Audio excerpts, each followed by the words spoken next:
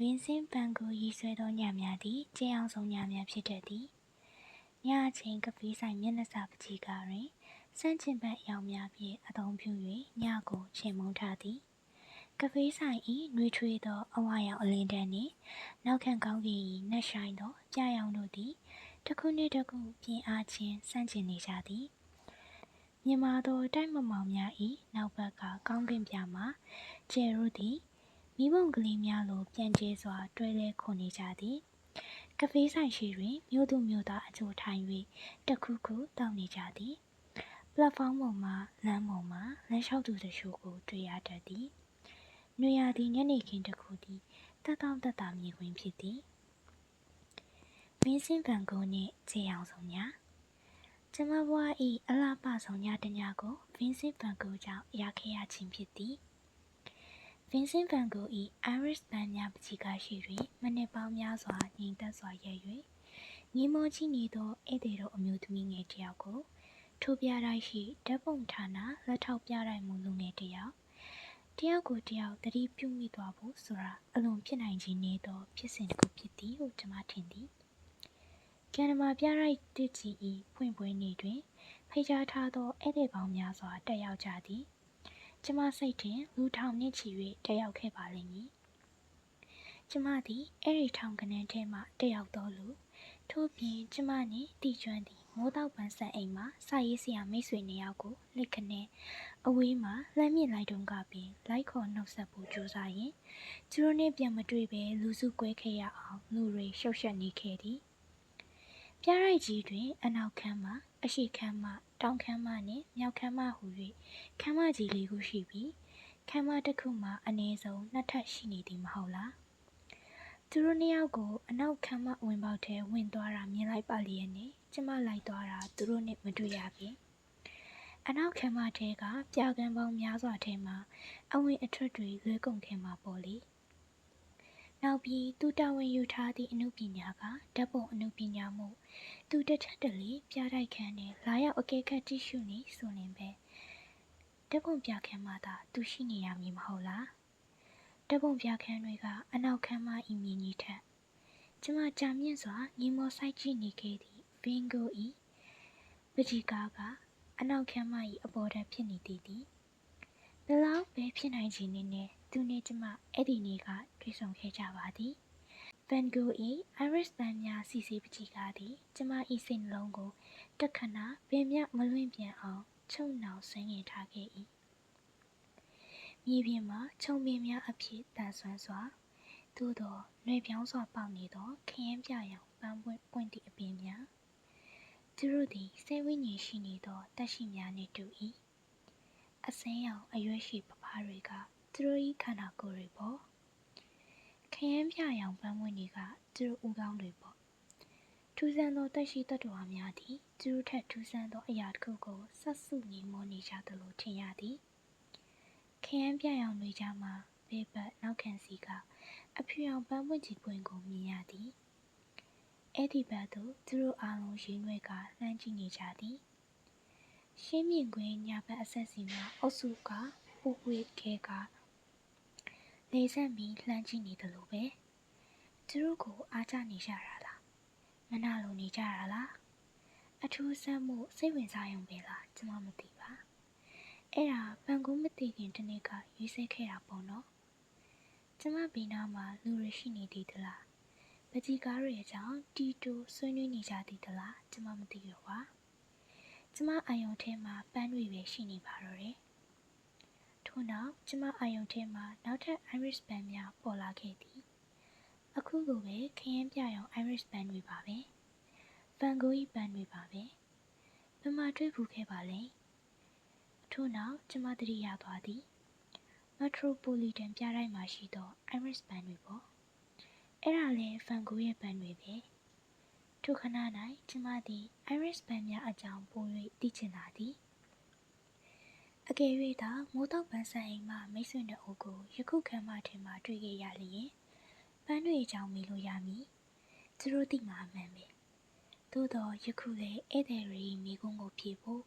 ပြရိုက်အခန်းမှာစောင့်နေသည့်ဝန်ထမ်းတွေရှိနေတာပဲခက်လလန်းရှိမှန်တကားစီသို့ကျမလျှောက်သွားလိုက်ပါသည် အသက်40ကျော်လူခတ်ဝဝတယောက်တာနာတော့ပြရိုက်တူညီမှုစုံနဲ့ပြရောင်ဖြင့်ကျမတို့ဧည့်သည်တွေဘက်သို့လှည့်ရနေသည်ကျမကိုခွင့်ပြုပါတခုသိချင်တာတွေရှိလို့ဟုတ်ကဲ့ Metropolitan ပြတိုက်မှာ Van Gogh ရဲ့ Iris ပန်းများပကြီးကားချက်ရှိနေပါတယ်အခုဒီမှာလည်း Iris ပန်းများပါပဲအဲ့ဒါကျမကိုအဲ့ဒီအကြောင်းတစ်စိတ်ကျေးဇူးပြုပြီးရှင်းပြပေးမလားရှင်သူကပြုံးသည်သဘောကောင်းသောလူဝါတစ်ယောက်၏အပြုံးဖြစ်သည်ဟုတ်ကဲ့ Van Gogh ဟာ Iris ပန်းပကြီးကားတွေပုံစံတူရေးဆွဲခဲ့တာများကြီးရှိပါတယ် Metropolitan က Iris ပန်းဟာအဲ့ဒီမူကွဲတွေထဲကတစ်ခုဖြစ်ပါလိမ့်မယ်ဟုတ်တာပေါ့ကျင်းတဲ့ဖွယ်ရဖြစ်ပါပဲအော်ဟုတ်ကဲ့ကိုမင်းကိုကူညီလို့ရမလားနူးညံ့၍ဝါညက်သောအတန်တူတူတစ်ခုကျမ၏နှုံနာစီမှပေါ်ထွက်လာသည်လှည့်ကြည့်လိုက်တော့ကျမကိုမရေမပြုံးငိုကြည့်နေသည်အမျိုးသားတစ်ယောက်၏မျက်နှာကိုမြင်ရသည်အဖြူရောင်ချင်းသားဖြစ်ဖြောရှမ်းအင်ကြီးလက်တို့ပွားပွားလှိုင်းတွန်းပုံစံဖြင့်ဖွာနေသောအညွန့်ရင်းရောင်စပင်များစူးစိုက်နေသောအညူရင်းမျက်လုံးများဟုတ်ကဲ့ကျေးဇူးပြုပြီမင်းသိချင်တဲ့ Iris ပန်းတွေကြောင့်မင်းသဘောပေါက်သွားအောင်ကိုရှင်းပြပေးနိုင်မယ်ထင်ပါတယ်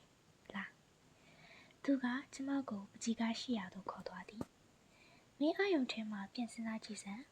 Metropolitan က Iris ပန်းတွေနဲ့ဒီက Iris ပန်းတွေကဘာကွာခြားမှုရှိသလဲဘာကွာခြားရပါလဲဟိုကလည်းခင်းပြန်ရောင်ပန်းပွင့်နဲ့အစင်းရောင်အရွက်ရှိပပတွေပဲsorry ကျမမသိဘူးအဓိကကွာခြားချက်ကတော့ဒီက Iris ပန်းတွေကမြေပြင်ပေါ်မှာပေါက်နေတဲ့ပန်းချုံပင်တွေဥယျာဉ်ထဲကပန်းပင်တွေတွေ့လား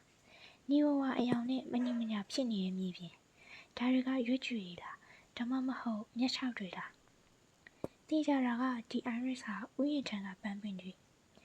ဟိုမှာရှိတဲ့ Iris ကခူပြီးပန်းအိုတွေစိုက်ထည့်ထားတဲ့ Iris တွေလေမတူဘူးအော်ဒီလိုလားကြည်စံကျမအဲ့ဒါကိုတတိထားမိခဲ့ဖို့ကောင်းတာပေါ့ဒီလောက်ပကြီးကားတွေကိုအချိန်ယူခန်းစားကြည့်ခဲ့ပြီးမှတော့ကျမရဲ့တတိမထားမိမှုအတွက်ကိုအနေငယ်ကတိကအောင်ဖြစ်သွားမိသည်ထို့ကြောင့်စိတ်မမဲ့ပင်စပင်ကိုတစ်ချက်တက်ပြီးပြုံးလိုက်မိသည်သူ၏စိတ်ရှည်သောဆရာတယောက်ဟန်အပြုံးမျိုးကြောင့်ကျမစာမကျက်မိသောကျောင်းသူတယောက်လိုခံစားလိုက်ရသည်ပကြီးဆရာတယောက်ဟာသူအာရုံရတဲ့အရာဝတ္ထုတစ်ခုတွေကိုပကြီးကားတွေအများကြီးငိုကြရေးတက်ကြတာပဲဥပမာသူသည်ဥပမာကိုဘယ်ပကြီးဆရာဖြစ်ပေးရရင်ကောင်းမလဲဟုစဉ်းစားဟန်ဖြင့်ခဏမျက်မှောင်ချီသွားပြီးမှမိုနေဟုပြောသည်မိုနေကိုမင်းသိမှာပါနော်ဟုတ်ကဲ့ expressionist တွေထဲကကျမအကြိုက်ဆုံးပကြီးဆရာပါမိုနေဟာကောက်ရုပ်ပုံတွေရဲ့အလားကိုရှူထောင့်တစ်ခုတွေကနေပကြီးကားတွေများကြီးရေးခဲ့တာနေအောင်နဲ့နှင်းမုံတွေရဲ့အမျိုးမျိုးလွှမ်းခြုံချေလည်မှုတွေပေါ်မှာအလှတွေပြောင်းသွားရတဲ့ကောက်ရုပ်ပုံတွေပေါ့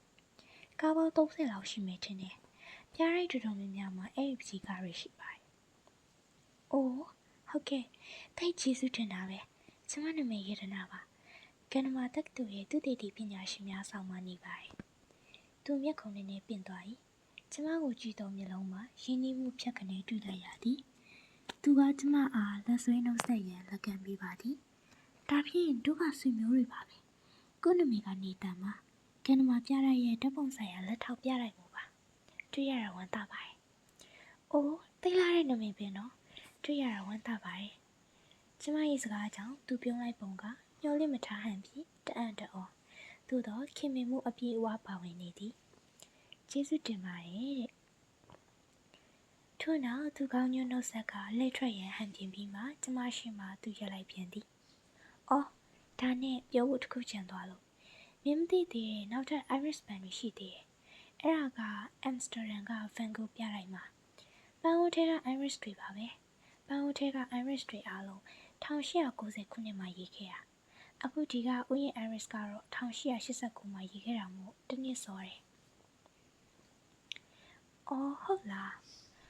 ကျမမှာဗန်ဂိုး၏ပကြီးကိုပင်မျက်ဝါးချင်းတင်အကောင်လိုက်မြင်ဖူးရတာမကြသေးသည်မို့သူ့စကားကိုမြေမောနားထောင်လိုက်ရုံသာရှိပါသည်မဖြစ်ဘူးအခုချိန်ကစားပြီးပကြီးကတစ်ချက်တိုင်းကိုစာအုပ်တအုပ်ဖတ်တယ်လို့ဖတ်ကြည့်နိုင်မှာဖြစ်မယ်ဒါနဲ့ဒီပကြီးကားကိုကြည့်မိတော့မင်းစိတ်ထဲမှာဘလို့ခံစားရတယ်လဲကိုယ့်ကိုပြောပြနိုင်မလားကျမပကုံးတစ်ချက်တွန်းကရှက်ကိုရှက်ကန်ပြုံးလိုက်မိသည် သူကကျမကိုပြုံးပြကအားပေး၏လောက်ပါမင်းခံစားရတာကိုရိုးပဲပြောပေါ့ကျမလည်းဗန်ဂိုးရဲ့ဖြူတွေကိုပုံရိပ်စာအုပ်ဒီထဲမှာမြင်မှုခဲ့ရတာဗန်ဂိုးကျောင်းကိုအတော်အသင့်ဖတ်ဖူးခဲ့တာပေါ့လေဒီကိုရောက်တော့အခုဖြင့်အိမ်မက်ထဲကိုရောက်လာရတယ်လို့ကျမခံစားရတယ်ဟော်ရီပကြီးကားဟာလွန်ခဲ့တဲ့နှစ်ပေါင်း100ကျော်ကဗန်ဂိုးတကယ်ရေးခဲ့တဲ့ကားသူလည်းနဲ့ထိထွေးဖန်တီးထားတဲ့ကားဒီဆေးရထဲမှာသူ့ရဲ့ပင့်သက်တွေစိတ်ချချမှုတွေနာကျင်မှုတွေအခုထိတည်ရှိနေသေးတယ်လို့ပဲအဲ့ဒီလိုခံစားရတယ်ကျမလည်းသူ့ canvas ပေါ်ကိုလက်ဖြားကလေးနဲ့ထိကျင်စိတ်တောင်ပေါက်လာတယ်သူအတန်ထွက်ရင်မောလေသည်မင်းထိခွင့်မှမရှိပဲကျမသိရဲ့လေကျမသိတာပေါ့ဒါပေမဲ့လက်ဖြာနဲ့ထိလိုက်ရရင်လွန်ခဲ့တဲ့နှစ်100လောက်ကသူ့စိတ်ထဲမှာရှိနေတဲ့စိတ်ခံစားမှုဖြစ်စဉ်တွေကျမလက်ထဲအဲ့ဒီကတစ်ဆင့်ကျမနှလုံးသားထဲစီးဝင်လာလိမ့်မလားဆိုရယူသုံးမှုနဲ့ပေါ့သူအပြုံပြောက်သွားပြီးကျမအားစူးစမ်းသောအကြည့်ဖြင့်ပထမဆုံးအချိန်ကြည့်လေသည်မင်းဟာပကြီးစရာဖြစ်ရင်ဖြစ်ရမယ်ဒါမှမဟုတ်ကြပြစရာကျမတစ်ချက်ရင်မိသည်ကျမစာရေးစရာပါပကြီးပညာရှင်တယောက်ရဲ့စိတ်ကိုနက်နက်ရှိရှိုင်းစိတ်ဝင်စားပြီးခံစားတတ်တဲ့အမျိုးသမီးတယောက်အနေနဲ့ရောစာရေးစရာတယောက်အနေနဲ့ရောမင်းကိုတွေ့ရတည်ကြံခင်းရတဲ့ကိုဝမ်းတန်ပါတယ်ဒီကြီးကားနဲ့ပတ်သက်ပြီးမင်းဘာသိချင်သေးလဲလွန်ခဲ့တဲ့10နှစ်ကျော်လောက်ကဗန်ဂိုရဲ့ Iris ဘန်များပကြီးကားတစ်ခုဒေါ်လာ54တန်းနဲ့အယောင်းဆန်ချင်းချူခဲ့တယ်လို့ကျွန်မကြားဖူးလိုက်တယ်အဲ့ဒါဘယ် Iris ဘန်ဖြစ်မလဲလက်ခနဲတောက်ပသွားသည့်သူ့အပြုံးကကြဲရောင်တစ်ချက်ပြတ်သွားသည့်အလင်းတန်းမျိုးဖြစ်သည်ဟော်ရီ Iris ဘန်တွေပဲပေါ့အခြားပေတစ်ခုများဖြစ်နိုင်အောင်ပါလေ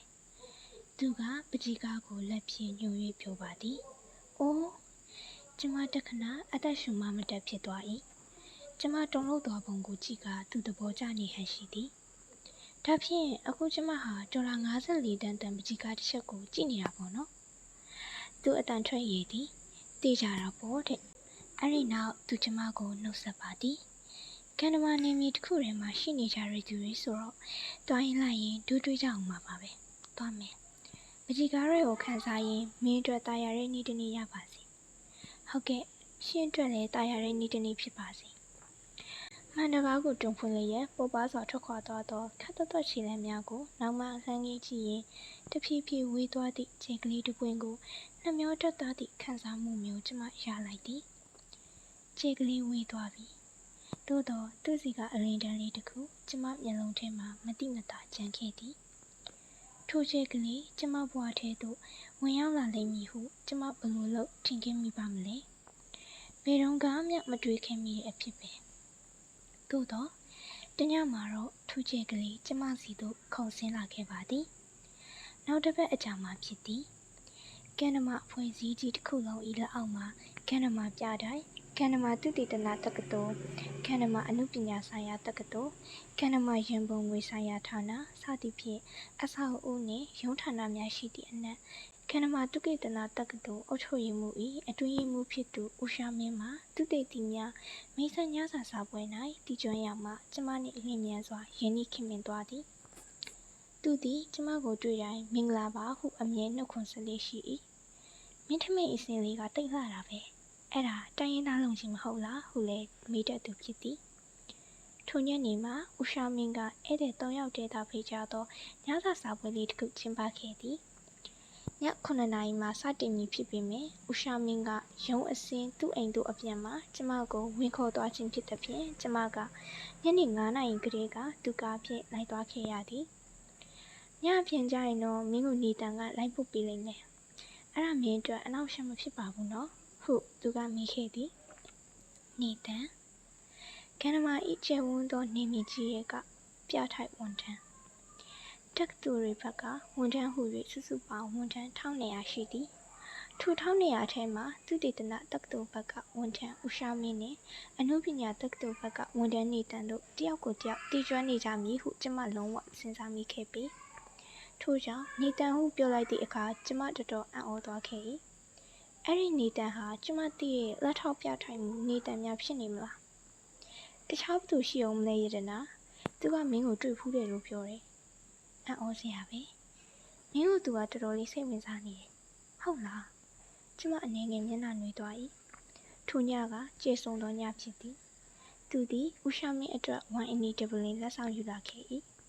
ဧည့်သည်ဒေါ်နန်စီကဦးရှာမင်းအတွက်လှပသောနှင်းစီအဖြူတစ်စီလက်ဆောင်ယူလာပေးခဲ့၏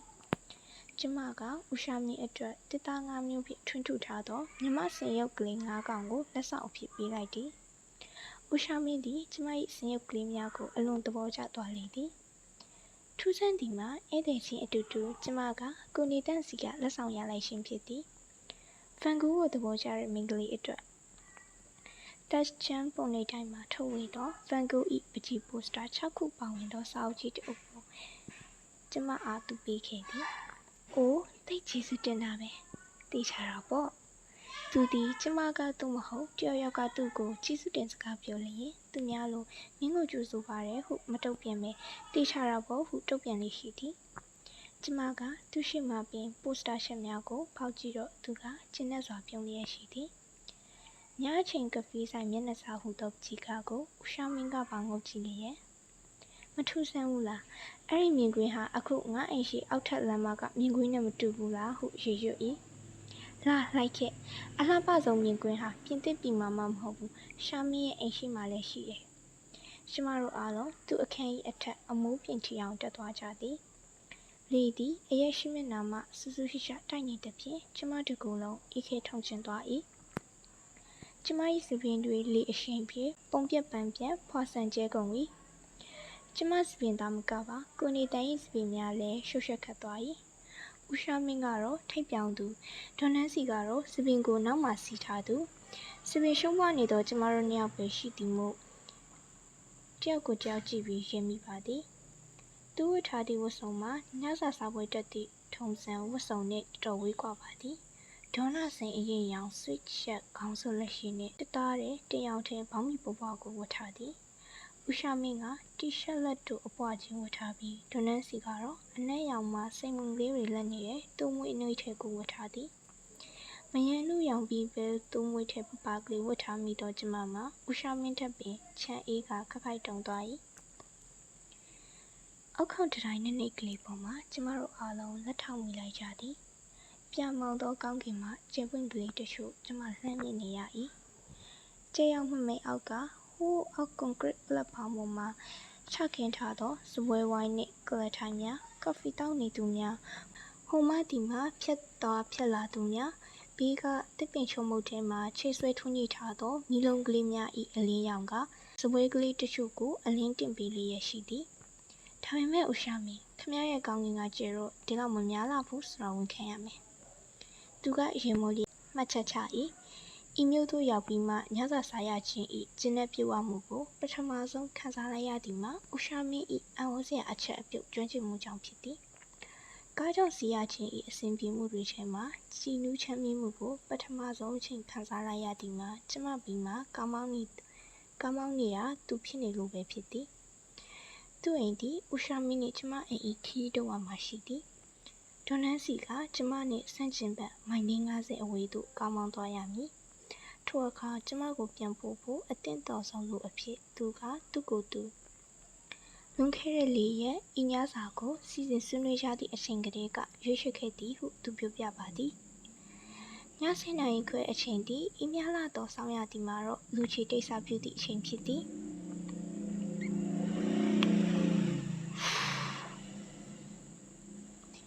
ထိုညကမမတ်ရရကျမအဆောင်ရှိကအဖြူရောင်ပန်းပွင့်သည့်ခြုံပင်ကလေးများတစ်ပြိုင်နက်ပင်လုံးကျပွင့်ကြ၏လွင်ငွေလန်းနေသောလေသည်ဤဆက်အိမ်များလည်းရရှိသည်ကောင်းကင်စီမှာကျဲမုံမုံကလေးများပြန့်ကျဲနေသည်နောက်မှတို့တွေ့ကြတာပေါ့ဟုသူနှုတ်ဆက်ချိန်တွင်လောကကြီးတစ်ခုလုံးတိတ်ဆိတ်အေးချမ်းလျက်ရှိသည်အနီရောင်ကားကလေးကျမ၏မျက်စိအောက်မှပျောက်သွားသည့်အထိဂေတကားရှိမှရက်ကြည့်နှုတ်ဆက်ချင်တော့လေကျမဂေတကားတော့မဖွင့်မချင်းကားထွက်မြင့်ဟန်မပြပဲစောင်းနေသဖြင့်ကျမသည်အလျင်အမြန်ပင်တော့ဖွင့်လိုက်ရ၏မှန်တကားနောက်သို့ကျမဝင်လိုက်တော့ခါကျမှသူလက်ပြကကားမောင်းထွက်ခွာသွားပါသည်အခန်းရှိရာသို့ကွန်ကရစ်ခင်လန်ကလေးအတိုင်းခက်ဖြည်းဖြည်းရှောက်သွားနေသောကျမ၏ခြေလမ်းများတွင်ဘာမှမသိသောရစ်မှုမှုတစ်ခုကိုခံစားနေရသည်ကျမ၏ခြေစုံကလမ်းနှင့်မထိသလိုပေါ်ပါနေရလားလက်ဟာနေရလားကျမမသိပါ